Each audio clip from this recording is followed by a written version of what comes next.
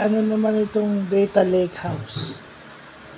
So yung data lakehouse daw, pinag-combine na data warehouse at saka data warehouse yung organized storage at saka data lakes.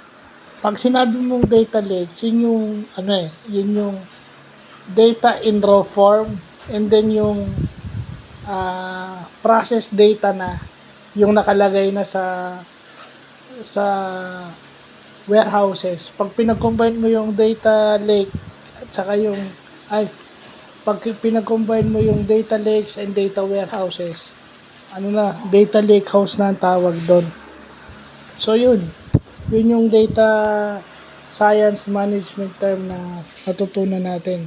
So idadagdag ko na rin dito yung data lakes. Yung data lakes is raw data. Raw data lang siya.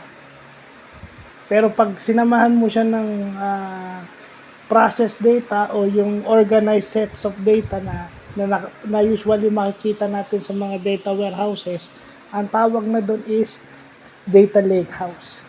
So yun yung term na natututunan natin ngayon bago. Well, kailangan kasi area rin ng computer science yan. Kailangan din natin pag-aralan. So yun lang po.